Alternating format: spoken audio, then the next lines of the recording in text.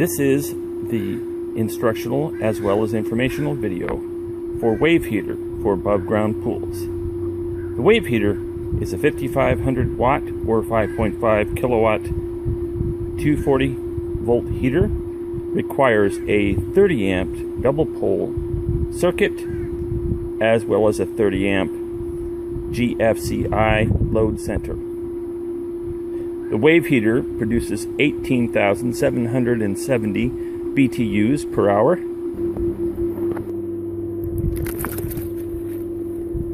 Here is the thermometer showing the current temperature.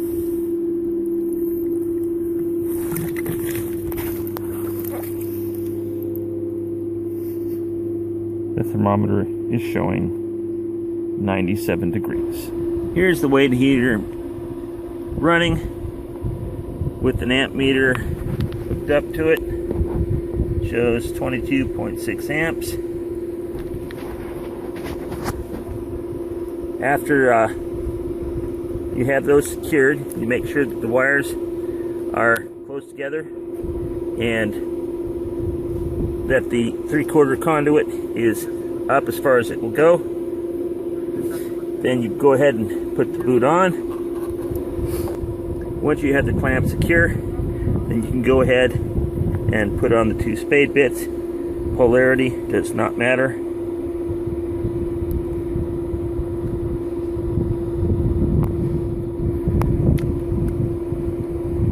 There's been a question about the 3/4 liquid tight conduit going into the rubber bushings at the WaveHeater.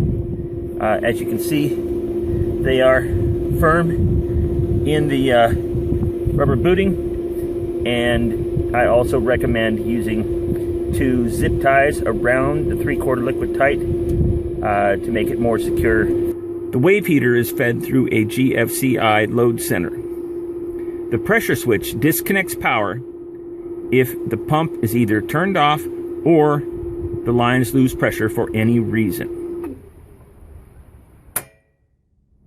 Notice the GFCI just popped. That's how it works, folks.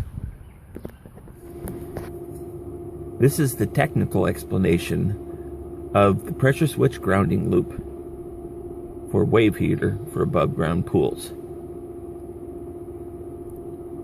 First, the theory. Double pole GFCI breakers measure for a difference in current between the output here and the output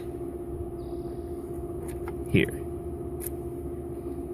If it's over 0.25 milliamp, it will kick the breaker.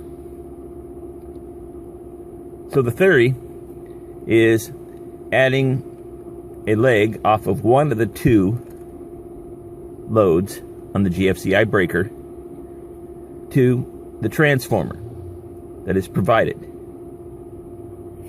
The common from the transformer is then connected to one of the 2 wires going to the pressure switch,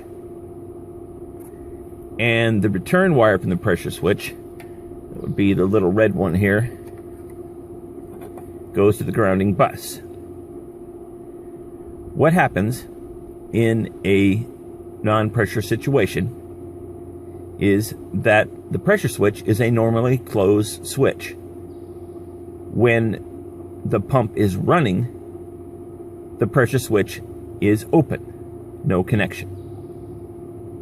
When the pump shuts off or there's no pressure for some reason, then the pressure switch closes, connecting a circuit from one of the legs of the GFCI breaker through the transformer, pulling a small amount of current for a very small amount of time through to the ground bus, thus telling the GFCI breaker that there's a problem and popping the breaker, as demonstrated previously. That's how it works. This has been an informational video on the WaveHeater for above ground pools. Thank you for watching.